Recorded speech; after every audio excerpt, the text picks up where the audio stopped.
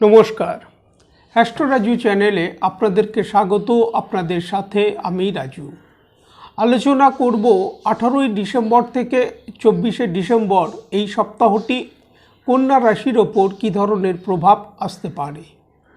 এই সপ্তাহে চন্দ্রমাকে গোচরে কুম্ভ রাশি, মীন রাশি ও মেষ রাশিতে গোচরে ভ্রমণ করতে দেখা যাবে। সপ্তাহের শুরুতেই চন্দ্রমাকে গোচরে আপনাদের রাশি সাপেক্ষে ষষ্ঠভাবে অর্থাৎ কুম্ভ রাশিতে গোচরে অবস্থান করতে দেখা যাচ্ছে।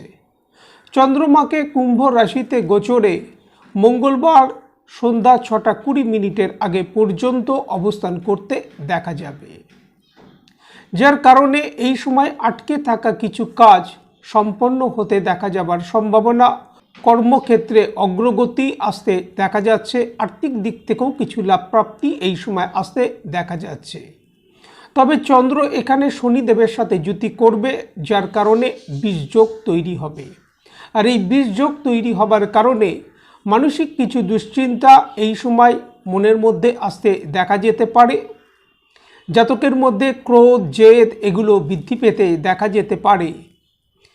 সুতরাং এই ক্রোধ, জেদের কারণে এই সময় বাদ বিবাদ আসতে পারে, যার কারণে নিজেদের কথাবার্তার প্রতি এই সময় কিছুটা নিয়ন্ত্রণ রেখে চলা উচিত এবং এনিমিদের এই সময় সক্রিয় হতে দেখা যাচ্ছে।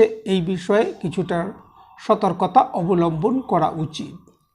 মঙ্গলবার সন্ধ্যা 6:20 পর চন্দ্রমা গোচরে আপনাদের রাশির সপ্তমভাবে অর্থাৎ মীন রাশিতে প্রবেশ করবে এবং বৃহস্পতিবার রাত্রি 10:08 আগে পর্যন্ত চন্দ্রমাকে গোচরে মীন রাশিতেই অবস্থান করতে দেখা যাবে। আর্থিক দিক থেকে এই সময় লাভপ্রাপ্তির সম্ভাবনা দেখা যায়। ব্যবসায়িক দিক থেকেও এই সময় লাভপ্রাপ্তির যথেষ্ট সম্ভাবনা। তবে চন্দ্র এখানে রাহুর সাথে যুতি করবে। সপ্তম ভাবের ওপর রাহু চন্দ্রের যুতি হবে, অর্থাৎ গ্রহণ দোষ তৈরি হবে, যার কারণে সোশ্যাল লাইফের ক্ষেত্রে কিছুটা খেয়াল রাখা উচিত। দাম্পত্য জীবনের ক্ষেত্রে এই সময় বাদ বিবাদ আসতে পারে, এই বিষয়ে খেয়াল রাখা উচিত। তবে কোনো ইচ্ছা পূর্তি এই সময় সম্পন্ন হতে দেখা যেতে পারে। সপ্তাহের শেষ চন্দ্রমাকে বৃহস্পতিবার রাত্রি 10:08 পর মেষ রাশিতে গোচরে ভ্রমণ করতে দেখা যাবে। এখানে চন্দ্র বৃহস্পতির সাথে যুতি করবে, যার কারণে গজকেশরী যোগ তৈরি হবে।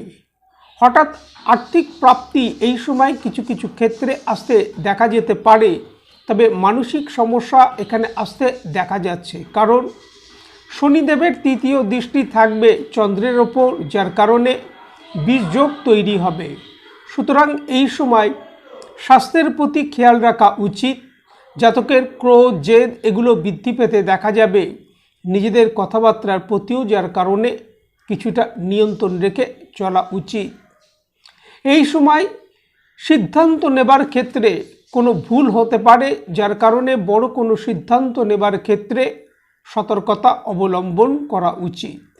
আজ এই পর্যন্ত। নমস্কার।